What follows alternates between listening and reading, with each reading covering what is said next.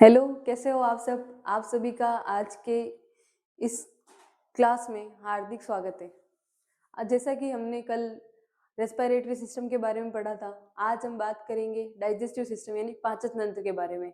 क्या होता है पाचन तंत्र? पाचन तंत्र के कौन-कौन से अंग होते हैं? क्या-क्या कार्य होते हैं? उनके बारे में आज हम विस्तार से बात करेंगे। अगर सबसे पहले मैं बात करूँ पाचन तंत्र के बारे में, पाचन तंत्र किसको बोलेंगे? इसके इंट्रोडक्शन की बात करें तो क्या होता है पाचन तंत्र? पाचन तंत्र अंगों का एक समूह है जिसका मुख्य कार्य भोजन के अणुओं को छोटे अणुओं में तोड़ना और छोटे अणु ऊर्जा में बदल जाते हैं। ठीक है, क्या काम है पाचन तंत्र का? ये एक इस प्रकार का अंग होता है जिसमें भोजन को क्या है छोटे छोटे अणुओं में एक तो तोड़ेगा और उसके बाद वो छोटे छोटे अणु क्या करेंगे, तोड़ने के बाद छोटे अणु क्या करेंगे, ऊर्जा में बदल जाएंगे। किस में बदल जाएंगे? ऊर्जा में। हमारे शरीर को ऊर्जा की जरूरत होती है, इसीलिए तो हम खाना खाते हैं। ठीक है, तो ऊर्जा में क्या हो जाएंगे, ये अणु बदल जाएंगे। पाचन तंत्र को जीआई ट्रैक या आहार नाल के नाम से भी जाना जाता है। ठीक है, क्या बोलते हैं पाचन तंत्र को? जीआई ट्रैक और आहार नाल। आहार नाल यानी कि जो आहार है वो इसी नाल के थ्रू कहाँ जाता है, अपनी बॉडी में जाता है। ठीक है, आहार यानी कि खाना और नाल यानी कि एक पाइप जो होता है वो किसके थ्रू जाता है, अपने आहार नाल के थ्रू जाता है। यानी कि मुंह से लेके जो स्टोमक तक जो नाल होगी, इसमें लगभग नाल होती है कहाँ तक, गुद्दे तक। मुंह से गुद्दे तक का जो प्रोसेस होता है वो आहार नाल में आता है। जीआई ट्रैक यानी कि गैस्ट्रो इंटेस्टाइनल ट्रैक। क्या बोलेंगे? जीआई की फुल फॉर्म है गैस्ट्रो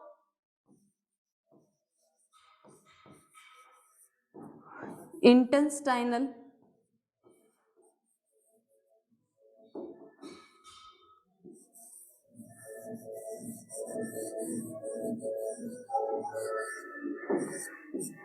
इंटेस्टाइनल ट्रैक।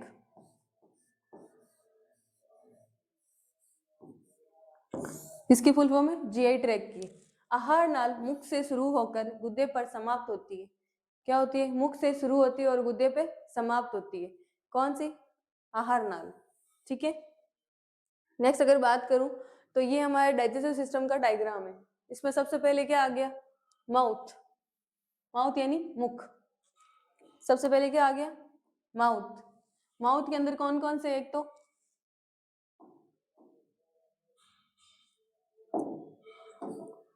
सबसे पहले क्या है? पैलेट, यानी अपना जो तलवा होता है ऊपर का, जिसको तालवा बोलते हैं, वो होता है पैलेट। उसके बाद वल्वा, जो आपके मुंह के अंदर एक जो हैंग लाइक स्ट्रक्चर है, यानी मसल्स की जो हैंगर लाइक स्ट्रक्चर है, उसको क्या बोलेंगे? वल्वा। तीसरा क्या है? टंग। और उसके बाद टीथ। ये किस में आते हैं? माउथ में आते हैं। उसके बाद बात करो तो कौन से? फेरिंग्स। फेरिंग्स हमने कल पढ़ा था रेस्पिरेटरी सिस्टम में। ठीक है, उसके बाद आता है इसोफेगस। क्या आता है? इसोफेगस। फिर आएगा स्लाइवरी ग्लैंड। स्लाइवरी ग्लैंड कौन सी? अपनी लार ग्रंथि। लार ग्रंथि कहाँ प्रेजेंट होती है? माउथ में। तीन प्रकार की लार ग्रंथि है, कौन कौन सी? सब लिंगुअल, सब मैंडिबुलर और पेरेटोइड। ये तीन प्रकार की क्या होती है? लार ग्रंथि होती है। उसके बाद बात करें तो इसोफेगस कहाँ आ जाएगी? ये जो लंबी सी श्रृंखला आपको दिख रही है, एक पाइप दिख रहा है, वो कौन सा है? इसोफेगस। उसके बाद ये जो आपको दिख रहा है इसको बोलते हैं लीवर। और इसके पीछे जो लीवर के साथ अटैच है जो उसको बोलेंगे आमाशय यानी स्टोमक। स्टोमक से जुड़ी हुई है ये, इसको क्या बोलेंगे? ये स्टोमक से जो जुड़ी हुई है इसको बोलेंगे इंटेस्टाइन। कौन सी? स्मॉल इंटेस्टाइन है, जिसके अंदर डुडेनम, जुजेनम और इलियम इसके क्या है? पार्ट है। उसके बाद आती है लार्ज इंटेस्टाइन। ये जो आपको दिख रही है ग्रीन कलर की, ये पूरी क्या है? लार्ज इंटेस्टाइन है, यानी बड़ी आंत। उसमें भी इसके पार्ट होते हैं transverse colon, ascending colon, sigmoid colon, descending colon, caecum और रेक्टम। ये इसकी क्या है? भाग है। उसके बाद ये जो छोटी सी आपको दिख रही है नाल जैसी, छोटी सी एक नाल जैसी की, उसको बोलते हैं अपेंडिक्स। और उसके बाद जो लास्ट होता है उसको बोलते हैं एनस। ठीक है, इसके बीच में ये जो आपको दिख रहा है इसको पित्ताशय बोलते हैं, यानी गोल ब्लेडर है। और यहाँ पे जो एक डक्ट होती है उसको बोलते हैं कॉमन बाइल डक्ट। इस सब के बारे में हम आगे विस्तार से बात करेंगे कि किस तरीके के ऑर्गन कहाँ कहाँ प्रेजेंट होते हैं, क्या क्या कार्य हैं और कहाँ कहाँ ये सिचुएटेड है। सबसे पहले मैं अगर बात करूं तो पाचन तंत्र की क्रियाएं। पाचन तंत्र में क्या होती है? क्रियाएं होती है। सबसे पहले क्रिया को होगी कौन सी? भोजन का ग्रहण, भोजन का ग्रहण करना। सेकंड होगी भोजन को आगे बढ़ाना। ठीक है, उसके बाद पाचन यानी डाइजेशन, फिर अवशोषण। अब एब्जॉर्प्शन और उसके बाद एक्सक्रीटेशन यानी कि उत्सर्जन। सबसे पहले अगर बात करें तो भोजन का ग्रहण करना, ये प्रक्रिया भोजन मुख द्वारा ग्रहण किया जाता है। जैसे हमने क्या किया, बाइट तोड़ा और सीधा किसमें डाला, मुंह में डाला, और मुंह द्वारा वो ग्रहण किया तो वो किसमें आएगा, भोजन ग्रहण करना। ठीक है, उसके बाद सेकंड अगर बात करूं भोजन को आगे बढ़ाना, इसमें क्या होता है, इस चरण में भोजन पेट तक पहुंच जाता है। इसमें क्या होगा, भोजन पेट तक पहुंच जाएगा। मुख पहले क्या किया, हमने खाना खाया, बाइट तोड़ा, उसको किस में रखा, मुंह में रखा, मुंह ने उसको क्या किया, चबाया। तो ये प्रोसेस किस में हो गई, मुख द्वारा ग्रहण हो गया। उसके बाद इसोफेगस ने क्या किया, उसको आगे भेज दिया। ये किस में आ गई, दूसरे चरण में आ गई, जो भोजन को आगे भेजने का काम करता है। तीसरे चरण में क्या होगा, इसके अंदर दो प्रोसेस होती है, एक तो यांत्रिकी पाचन यानी कि मैकेनिकल डाइजेशन, दूसरा होता है रासायनिक पाचन यानी कि केमिकल डाइजेशन। तो रासायनिक पाचन क्या होता है, इस चरण में भोजन दांतों या मुख द्वारा तोड़ा जाता है। इसमें क्या होगा, दांत से अपन भोजन तोड़ते हैं छोटे छोटे टुकड़ों में, जो कि आराम से आगे निकलने में आसानी हो, आराम से आगे बढ़ सके। ठीक है, तो हम क्या करेंगे, उसको छोटे छोटे टुकड़ों में तोड़ने का काम करते हैं। और ये रासायनिक पाचन का होगा, इस चरण में विभिन्न एंजाइम की सहायता से बड़े अणु छोटे अणुओं में टूटते हैं। इसमें क्या होगा, रासायनिक जो एंजाइम होंगे, रासायनिक जो एंजाइम होंगे वो क्या करेंगे, बड़े अणुओं को छोटे अणुओं में तोड़ेंगे। ये जो मैकेनिकल वाला डाइजेशन है वो कहाँ होगा, अपने आमाशय में होगा। ठीक है, उसके बाद बात करूं अवशोषण, इस चरण में पचा हुआ भोजन आंतों द्वारा अवशोषित किया जाता है। इसमें क्या होगा, भोजन द्वारा जो अवशोषित किया गया है वो किसमें जाएगा, इस प्रोसेस में होगा, अवशोषण में। आपने क्या किया, खाना खाया, खाना खाया तो फिर खाना कहाँ पहुंचा, आपके इसोफेगस से होते हुए पेट में गया, पेट में भी उसने क्या किया, वापस उसको तोड़ा। ठीक है, किसके मदद से, एंजाइम की मदद से। फिर अवशोषण किया तो उसमें क्या हुआ, जो पचा हुआ भोजन था वो आंतों द्वारा क्या हो गया, अवशोषित हो गया, इंटेस्टाइन उसको अवशोषण कर लिया। उसके बाद उत्सर्जन, इस चरण में अपचित भोजन बड़ी आंत द्वारा शरीर से बाहर निकल जाता है। ठीक है, जो अपचित है, जो पचा नहीं है, हमारे शरीर को जितनी न्यूट्रिशन पोषक तत्व की जरूरत है वो हमारे शरीर ने ले ली। ठीक है, उसके बाद जो बचा हुआ था, वेस्ट मटेरियल था, वो क्या किया, बड़ी आंत के द्वारा बाहर निकाल दिया, उसको बोलेंगे उत्सर्जन। उसके बाद बात करो तो पाचन तंत्र के अंग, पाचन तंत्र के कौन कौन से अंग है, जैसे मुख्य अंग की बात करें तो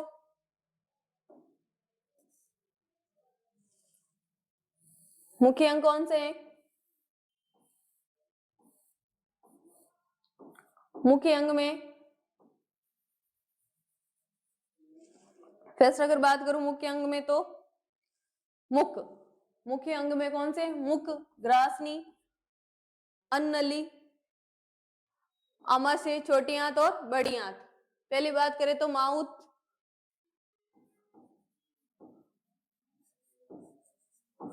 माउथ, फिर इसोफेगस, उसके उसके बाद सॉरी सॉरी इसोफेगस नहीं, ये फेरिंग्स है, इसको बोलेंगे फेरिंग्स, जो हमने कल पढ़ा था, इसको बोलेंगे इसोफेगस।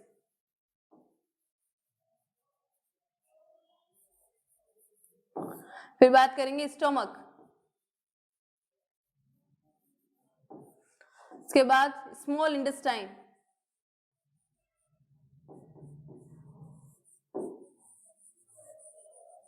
उसके बाद लार्ज इंटेस्टाइन,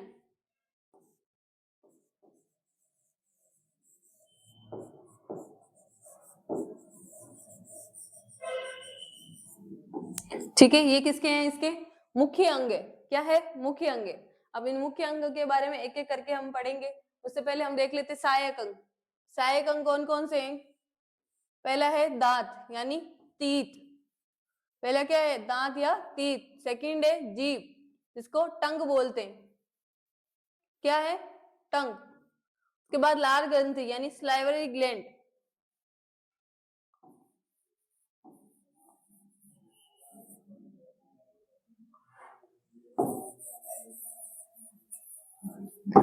उसके बाद आमाशय, अग्नाशय सॉरी, पेनक्रियास, पेनक्रियास। उसके बाद यकृत यानी लीवर, फिर पित्ताशय यानी गॉल ब्लैडर,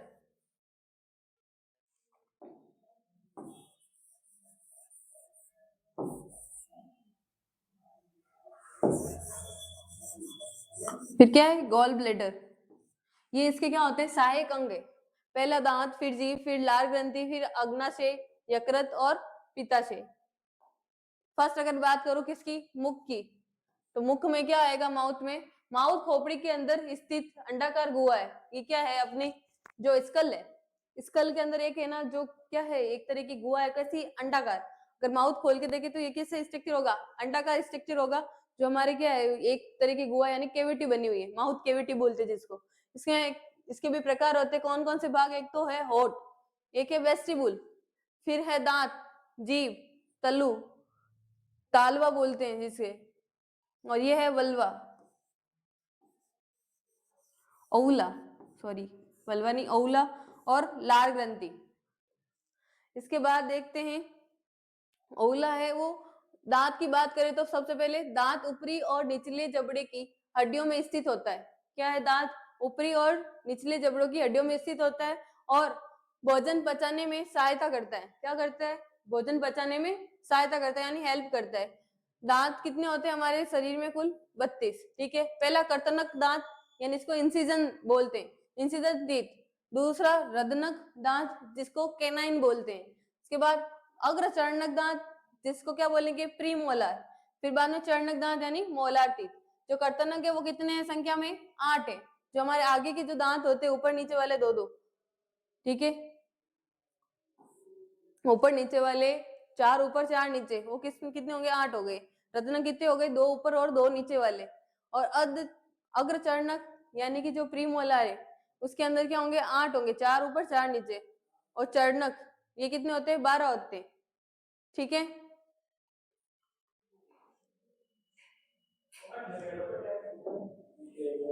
उसके बाद नेक्स्ट अगर बात करूं किसकी, जीभ की। जीभ क्या है, जीभ ऐच्छिक मांसपेशियों से बनी होती है और मुख के तल पर स्थित होती है। जीभ क्या है, ऐच्छिक मांसपेशियों से बनी है। ऐच्छिक कैसे की, वॉलेंट्री मसल से। आप जीभ से बोल रहे हो तो ये क्या, आपके इस पे कंट्रोल है। ठीक है, खाना खाओगे तो चबाओगे, जीभ अगर आप मुंह में हिला रहे हो तो ये क्या है, आपका कंट्रोल है इस पे, यानी कि ऐच्छिक जो आपकी मांसपेशियां है उस पे बनी होती है। इसका मुख्य कार्य भोजन को चलाना और लार के साथ मिलाना। ठीक है, इसको क्या है, भोजन को मिलाना और लार के साथ मिलाना और चलाना। दूसरा और कार्य होता है इसका क्या, टेस्ट बाइट, यानी कि स्वाद जो होता है किस पे होता है, जीभ पे होता है। अगर मैं स्वाद की बात करूं तो सबसे पीछे कौन सा होगा, बीटर टेस्ट। बीटर टेस्ट बोले तो कड़वापन, जो कड़वापन जीभ में होगा वो कहाँ होगा, पीछे की तरफ। ठीक है, और सौर यानी खट्टापन। खट्टापन क्या होगा, साइड की तरफ होगा। आप कोई चीज खट्टी देखते हो या खाते हो तो उसमें क्या होगा, पीछे से लार ग्रंथि है, वो क्या करेगी, एकदम से एक लिक्विड जो पदार्थ होगा उसका क्या करेगी, सिक्रेशन करेगी। पानी आ जाता है ना आपके मुंह में, जैसे खट्टा देखते थे यहाँ से। ठीक है, उसके बाद सोल्टी, सोल्टी का आगे की तरफ साइड में। और जो मीठा टेस्ट है वो खाएगा, स्वीट वाला, वो हमें हमारे आगे वाली साइड पे होता है, जीभ के। ठीक है, नेक्स्ट अगर बात करूं तो लार ग्रंथि। लार ग्रंथि, मुख में 3 मुख्य लार ग्रंथि पाई जाती है। कितनी पाई जाती है, 3 मुख्य लार ग्रंथि पाई जाती है। 3 मुख्य लार ग्रंथि कौन कौन सी है, पेरेटोइड ग्रंथि, सब मैंडिबुलर ग्रंथि, सब लिंगुअल ग्रंथि। कौन कौन सी, एक हो गई एक हो गई पेरेटोइड, पेरेटोइड, दूसरी होगी सब मैंडिबुलर और सब लिंगुअल। कहाँ कहाँ प्रेजेंट होती है, जो पेरेटोइड है ये सबसे बड़ी लार ग्रंथि है। ठीक है, ये माउथ की सबसे बड़ी लार ग्रंथि है। ठीक है, और कहाँ प्रेजेंट होती है, यहाँ पीछे की तरफ, गर्दन के यहाँ पीछे की तरफ प्रेजेंट होती है। पीछे की, ये आपको दिख रहा है, ये माउथ है। ठीक है, ये माउथ में यहाँ पीछे की तरफ प्रेजेंट होती है, जो माउथ के अंदर। ठीक है, उसके बाद सब मैंडिबुलर, मैंडिबुलर वाली ये यहाँ प्रेजेंट होगी, ये अपनी मैंडिबल बोन है इसके जस्ट यहाँ नीचे की तरफ।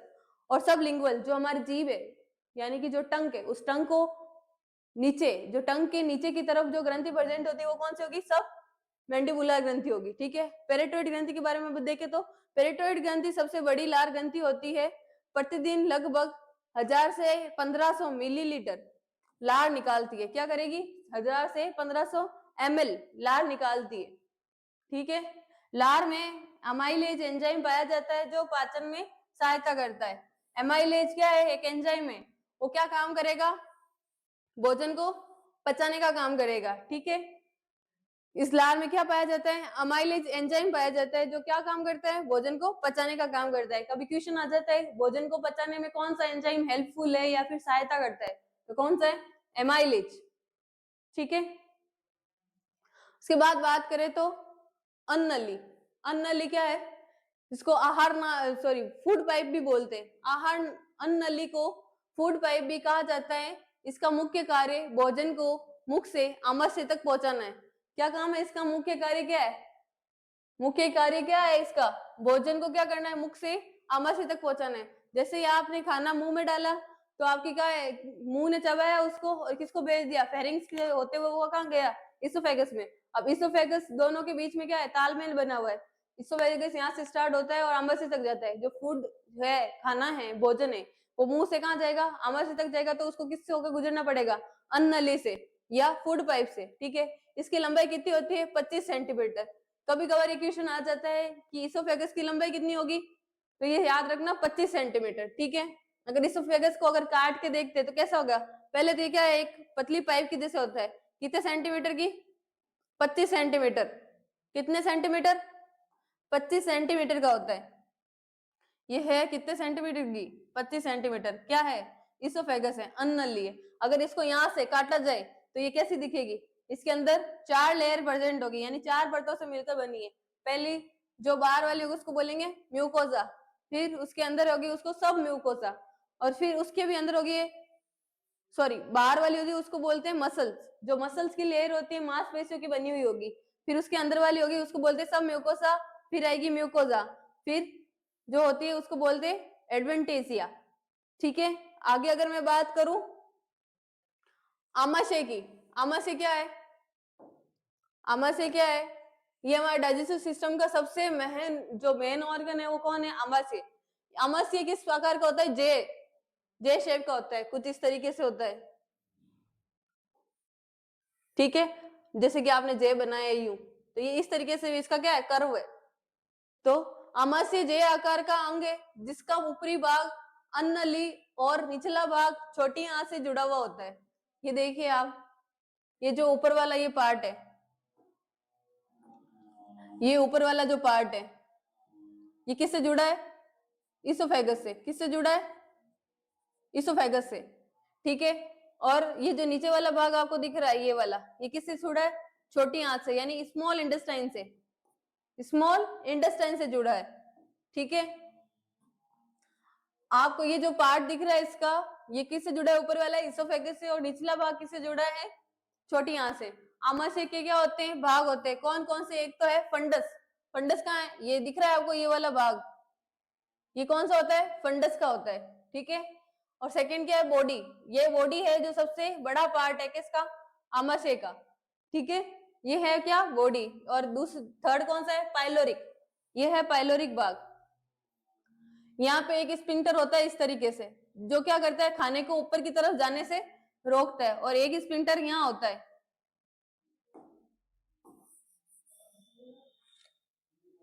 एक स्पिंक्टर इस तरीके से यहाँ प्रेजेंट होता है। वो क्या करेगा? अगर जो इंटेस्टाइन में खाना चला गया उसको वापस ऊपर आने से रोक देगा।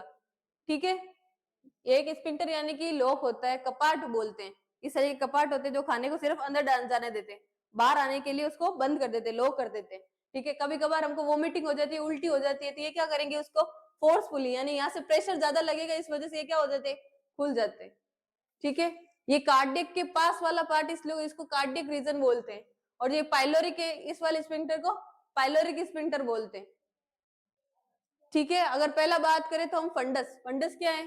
फंडस आमाशय का ऊपरी भाग होता है। इसमें विशेष कोशिकाएं पाई जाती है जो HCl का सिक्रेशन करती है। विशेष कोशिकाएं कौन सी? पेरिएंटल सेल होती है। कौन सी होती है? पेरिएंटल सेल।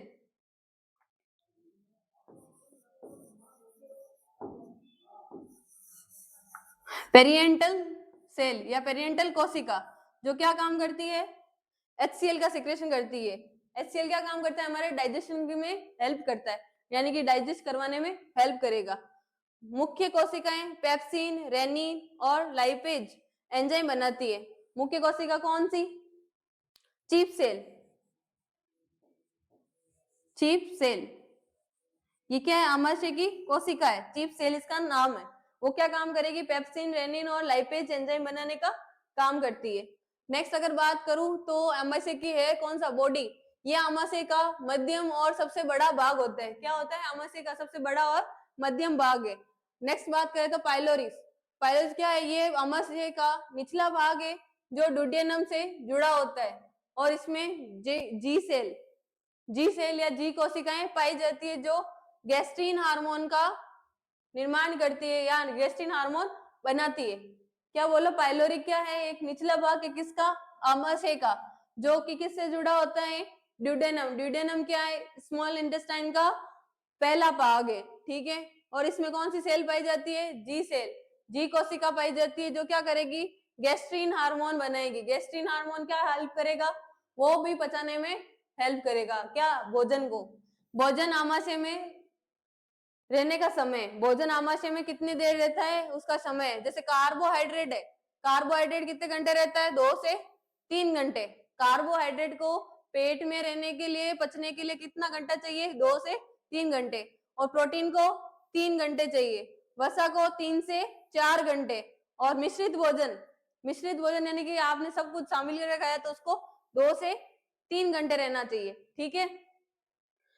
क्या बोला, भोजन है जो आमाशय में कितने रहने का समय क्या क्या है, एक तो कार्बोहाइड्रेट है उसका 2 से 3 घंटे रहने का समय, उसके बाद 3 घंटे किसका है, प्रोटीन का, फिर वसा का कितना है, 3 से 4 घंटे, और मिश्रित भोजन का 2 से 3 घंटे, ठीक है।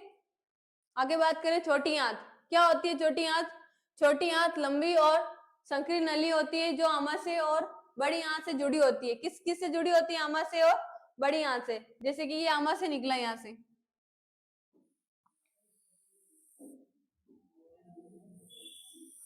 फिर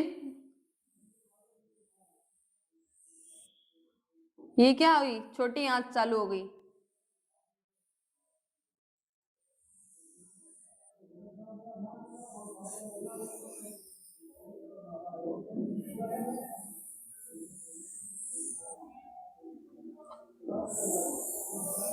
ये क्या है, बड़ी आंत।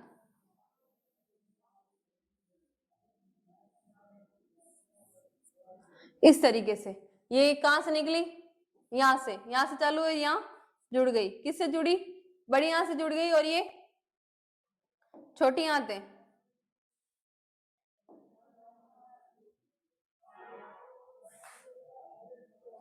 ये यहाँ से किससे जुड़ गई, बड़ी आंत से जुड़ गई, और यहाँ पे ये छोटी आंत का एंड है, यहाँ पे छोटी आंत की शुरुआत है, ठीक है।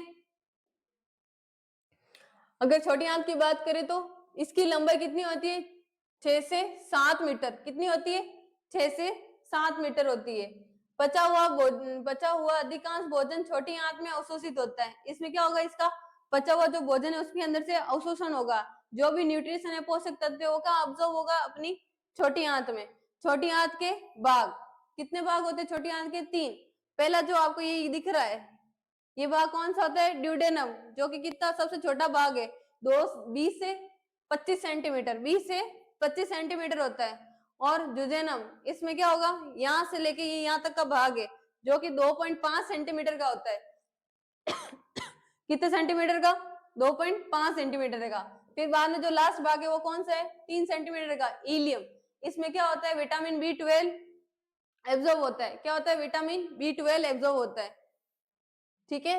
इंटेस्टाइन के छोटी आंत के कितने भाग हैं, 3, ड्यूडेनम, जुजेनम और इलियम। जो ड्यूडेनम है वो कितना है, 20 से 25 सेंटीमीटर, और जेजुनम है वो कितना है, 2.5 मीटर। उसके बाद इलियम है वो 3 मीटर है। ये दोनों मीटर में है, वो सेंटीमीटर में, ठीक है। टोटल कितने होते हैं, 6 से 7 मीटर की होती है। फिर आप बोलोगे भाई ये तो 6 से 7 मीटर की है तो फिर इसको छोटी आंत क्यों बोलते हैं। इसका क्या है, डायामीटर कम है। डायामीटर बोले तो जैसे कि ये पाइप है, एक ये पाइप है और एक ये पाइप है, इसका ये जो डायामीटर है, ये जो परिधि है, ये व्यास है, इसका बड़ा है और इसका क्या है, छोटा है। ये छोटा है इसका व्यास, इसकी वजह से इसको क्या बोलते हैं, छोटी आंत। और बड़ी आंत का ये जो व्यास है वो क्या है, बड़ा है, ठीक है। नेक्स्ट अगर बात करें बड़ी आंत, बड़ी आंत क्या होती है, बड़ी आंत छोटी आंत को घेरे रहती है। क्या रहती है, छोटी आंत को घेरे हुए रहती है। इसकी सामान्य लंबाई कितनी होती है, 1.5 मीटर होती है। कितनी होती है, 1.5 मीटर। और बड़ी आंत के भाग कौन कौन से, एक हो गया सीकम, सिक्कम, दूसरा होगा आरोही वज्रांत, नेक्स्ट है अनुप्रस्थ वज्रांत, फिर अवरोही वज्रांत, सिग्मोइड कोलन और मलासे। ठीक है, ये किसके भाग है? बड़ी आंत के भाग है। बड़ी आंत के कौन कौन से भाग हो गए? सिक्कम हो गया, आरोही वज्रांत हो गया, अनुप्रस्थ वज्रांत, अवरोही वज्रांत, सिग्मोइड कोलन और मलासे। यकृत, लीवर, क्या होता है लीवर? हमारे शरीर में लीवर क्या काम करता है? यकृत मानव शरीर का सबसे बड़ा आंतरिक अंग है तथा सबसे बड़ी ग्रंथि है। क्या है यकृत? एक क्या है? आंतरिक अंग है, जो सबसे बड़ा अंग है।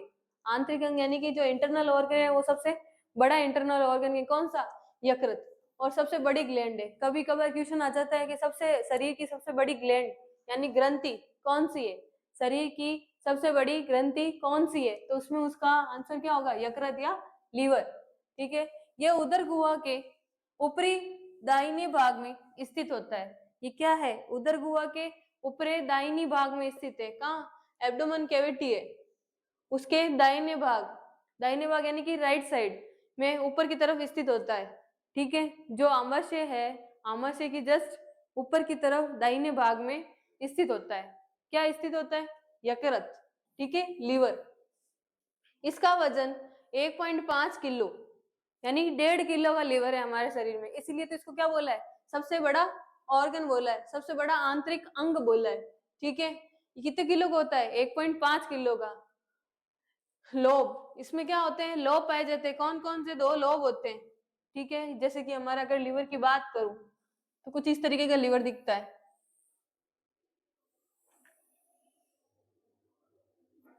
ये इसमें क्या होते हैं? 2 लोब होते हैं। एक तो होता है राइट लोब, एक होता है लेफ्ट लोब, यानी कि एक दाहिना भाग और एक बाइना भाग। किसमें? लीवर में। 2 तरीके के लोब यानी 2 तरीके के खंड होते हैं। लोब यकृत के 2 खंड से मिलकर बना होता है। क्या होता है? 2 खंडों से मिलकर बना होता है। तो क्या बना होता है? लीवर। हमने बात करी लीवर क्या है? हमारे शरीर का एक तो सबसे बड़ा इंटरनल ऑर्गन है। ठीक है, और दूसरा क्या है? सबसे बड़ी ग्लैंड है यानी कि ग्रंथि है। और इसका भार कितना होता है? वजन कितना होता है? 1.5 किलो होता है। और इसमें 2 खंड पाए जाते हैं। उसके बाद अगर मैं बात करूं पेनक्रियाज की, पेनक्रियाज क्या है? अग्नाशय। अग्नाशय क्या है? अग्नाशय एक महत्वपूर्ण टेडपोल यानी मेंढक के बच्चे के जैसा आकार का होता है। क्या? एक आकार की ग्रंथि है। एक महत्वपूर्ण जो टेडपोल है उसके आकार की ग्रंथि होती है। ठीक है, जो पेट के पिछले ऊपरी उदर में स्थित होती है।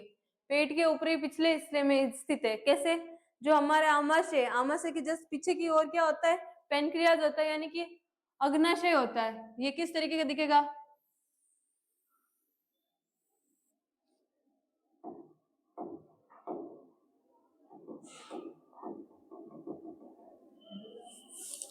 किस तरीके का दिखेगा ये?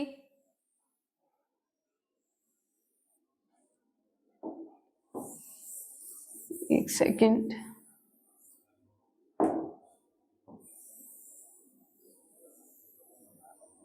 ये इस तरीके का दिखता है। ठीक है, इसके अंदर क्या होती है? सेल होती है इसकी।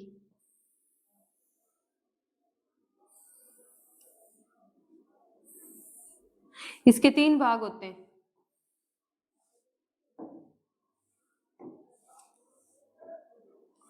जो ये आपको छोटा सा भाग दिख रहा है इसको बोलते हैं क्या? टेल यानी पूंछ। इसको बोलते हैं बॉडी यानी शरीर। इसको बोलते हैं हेड यानी सर। सर, धड़ और पूंछ, ये इसके भाग होते हैं। और इसमें एक 2 सेल पाई जाती है। एक तो इंसिनर सेल बोलते हैं, एक लेगरहेंस, आइसलैंड ऑफ लेगरहेंस बोलते हैं, जो कि अलग अलग प्रकार के क्या करती है? श्रावण करती है। ठीक है, इसमें कौन कौन सी सेल पाई जाती है? एक तो पाई जाएगी कौन सी? Acinar, acinar cell. और दूसरा ये आपको दिख रहे हैं टाबू जैसे जो होते हैं। एक आपने टाबू देखा है? पूरा पानी से भरा हुआ एक क्या है? सागर है। ठीक है, उसके अंदर क्या होगा? छोटे छोटे से टाबू बने हुए होते हैं, पेड़ पौधे वाले टाबू, उसके जैसे होता है। जो इसको क्या बोलेंगे? Islet of लेगरहेंस।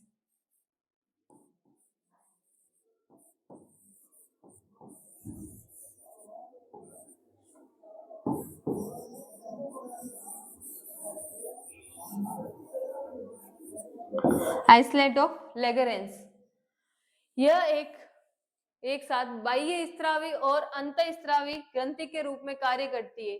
ये कौन कौन सी ग्रंथि के रूप में कार्य करेगी? दोनों ग्रंथियों के रूप में। एक तो क्या करेगी? बाह्य स्त्रावी और एक अंतःस्त्रावी, एंडोक्राइन और एक्सोक्राइन दोनों के रूप में कार्य करती है। ये जो इनके अंदर सेल है वो अलग अलग प्रकार के कार्य करेगी। एक तो क्या करेगी? एंडोक्राइन के जैसा कार्य करेगी और एक्सोक्राइन के यानी बाह्य स्त्रावी और अंतःस्त्रावी दोनों जैसे कार्य करेगी। ठीक है। नेक्स्ट अगर बात करूं बाह्य स्त्रावी कार्य क्या क्या होगा, यह ग्रंथि का लगभग 95 से 99% भाग होता है। ये ग्रंथि का कितना होता है? 95 से 99%। कौन सा? एक्सोक्राइन का। एक्सोक्राइन का कौन सा भाग है? 95 से 99%। यह अग्नाशय रस यानी पैंक्रेटिक जूस बनाता है जिसमें एंजाइम होते हैं। कौन कौन से एंजाइम है? अमाइलेज जो कार्बोहाइड्रेट के लिए काम आता है। ठीक है। दूसरा है लाइपेज जो वसा के लिए काम आता है। फिर आते हैं प्रोटीएज जो प्रोटीन के लिए काम आता है। ठीक है। कौन कौन से हैं? एमाइलेज, लाइपेज और प्रोटीएज। कौन कौन को किस किस को पचाएगा? ये पैनक्रियाटिक जूस है। पहला तो काम क्या है इसका? पैनक्रियाटिक जूस को बनाना है। ठीक है। पैनक्रियाटिक जूस को बनाता है और कौन कौन से एंजाइम को पचाएगा? अमाइलेज, लाइपेज और प्रोटीएज। एमाइलेज में क्या आएगा? कार्बोहाइड्रेट, फिर वसा, उसके बाद प्रोटीन। ठीक है। ये एंजाइम भोजन को पचाने के लिए छोटी सी आंत से छोटी आंत के पहले भाग में यानी ड्यूडेनम, छोटी आंत के पहले भाग यानी कौन सा? ड्यूडेनम में छोड़ देते हैं। ये क्या करेगा? जैसे कि पैनक्रियाटिक जूस बना, ये हमारा क्या है?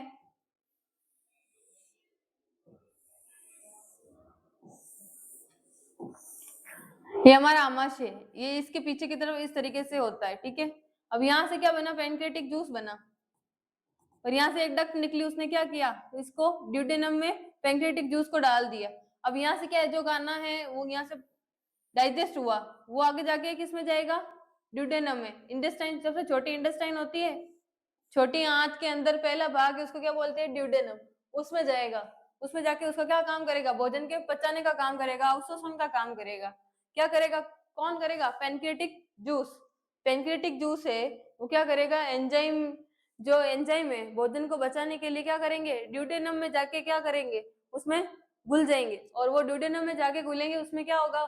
जो अवशोषण होगा भोजन का, जो डाइजेशन हो रखा है, ठीक है, पाचन हो रखा है किसमें? आमाशय में, उन सभी का क्या होगा? वापस अब्जॉर्प्शन होगा। छोटी आंत उसको और छोटे छोटे टुकड़ों में काटेगी या तोड़ेगी।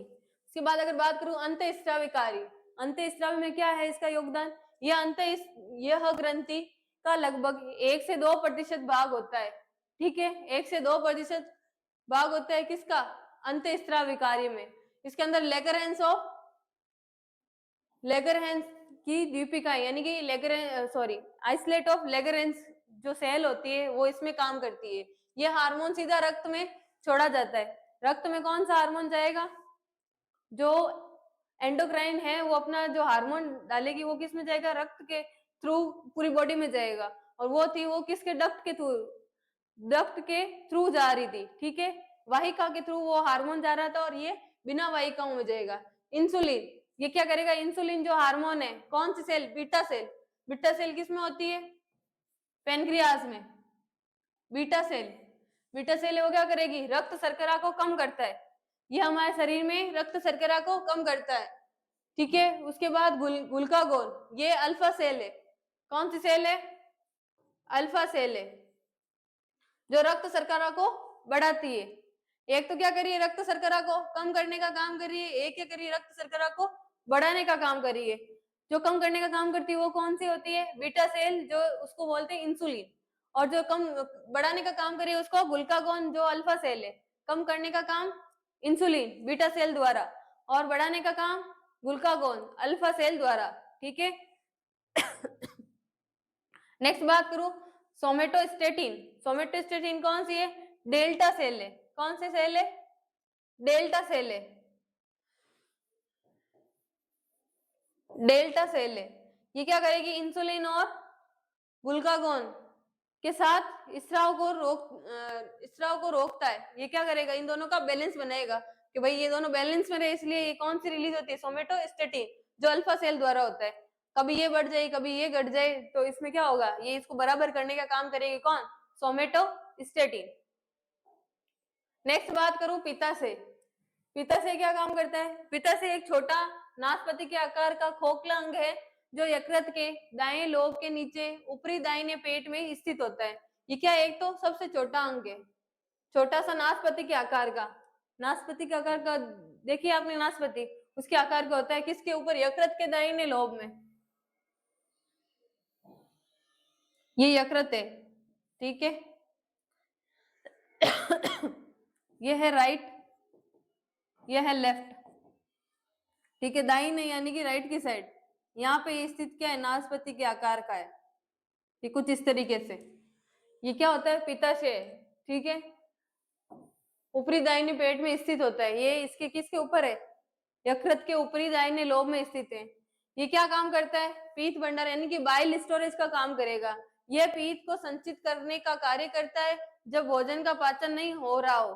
क्या नहीं हो रहा हो, जब भोजन का पाचन नहीं हो रहा हो, अगर आपके खाना नहीं पच रहा है उस समय बाइल जो सिक्रेट करेगा, यानी जो पित्त का क्या करेगा, सिक्रेशन करेगा या स्रावन करेगा, वो किस में आएगा, पित्ताशय में। पित्ताशय का क्या काम है, बाइल का स्टोरेज करना, और बाइल बनाने का किसका काम है, पित्त बनाने का, लीवर का, किसका, लीवर यानी यकृत का काम है। यकृत क्या करेगा, पित्त बनाएगा, और स्टोर कौन करेगा, गॉल ब्लैडर यानी पित्ताशय, ठीक है। हमने क्या क्या पढ़ लिया था डाइजेस्टिव सिस्टम में, डाइजेस्टिव सिस्टम में पाचन तंत्र में क्या क्या पढ़ लिया हमने पढ़ा इसका परिभाषा, क्या पढ़ी, परिभाषा या परिचय। उसके बाद हमने देखी क्या, पाचन की क्रियाविधि, क्या देखी, पाचन की क्रियाविधि। उसके बाद हमने क्या देखा, पाचन तंत्र के अंग, पाचन तंत्र के अंग कौन कौन से, एक तो क्या थे, मुख्य अंग थे, दूसरे सहायक अंग, कौन कौन से थे,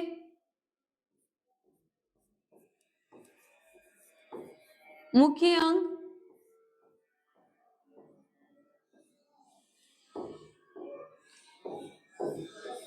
मुख्य अंग और सहायक अंग।